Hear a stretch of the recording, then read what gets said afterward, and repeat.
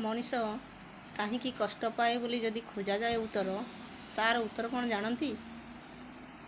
ପୂର୍ବ ଜନ୍ମରେ ଯେଉଁ କର୍ମ ଆମେ କରିଥିଲେ ତାହାରି ପ୍ରାରବ୍ଧର ଫଳ ଆମ ସାଙ୍ଗରେ ଆସିଛି। ସେଇଥିପାଇଁ ଆମେ ଏ ଜନ୍ମରେ କିଏ ଦୁଃଖ ଆଉ କିଏ ସୁଖ ଭୋଗ କରୁଛନ୍ତି। ଯିଏ ଗତ ଜନ୍ମରେ ଭଲ କର୍ମ କରିଛି, ଧର୍ମ କାର୍ଯ୍ୟ କରିଛି, ସିଏ ଏ ଜନ୍ମରେ ନାସ୍ତିକ ହେଲେ ମଧ୍ୟ ସିଏ ସୁଖ ଶାନ୍ତିରେ ଅଛି, ଐଶ୍ୱର୍ଯ୍ୟ ଭୋଗ କରୁଛି। ଆଉ ଯିଏ ଗତ ଜନ୍ମରେ କିଛି ପାପ କରିଛି ବା ଅପରାଧ କରିଛି, ସେ ଏ ଜନ୍ମରେ ଯେତେ ଆସ୍ତିକ ହଉ, ଯେତେ ଭଗବାନଙ୍କର ଭକ୍ତ ହେଲେ ମଧ୍ୟ ସେ କଷ୍ଟ ପାଉଛି। ସେଇ ପ୍ରାରବ୍ଧର ଫଳ ସରିବା ପର୍ଯ୍ୟନ୍ତ ସେ କଷ୍ଟ ପାଇବ।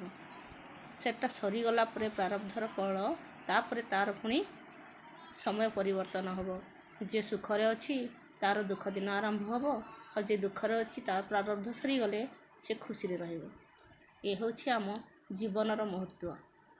ସେଥିପାଇଁ ଭଲ କର୍ମ କରିବା ପାଇଁ ସମସ୍ତେ ଆମକୁ କହିଥାନ୍ତି ଯେ ଭଲ କର୍ମ କର, ତୁମେ ତାକୁ ସାଙ୍ଗରେ ନେଇକି ହିଁ ଯିବ। ବାସ୍।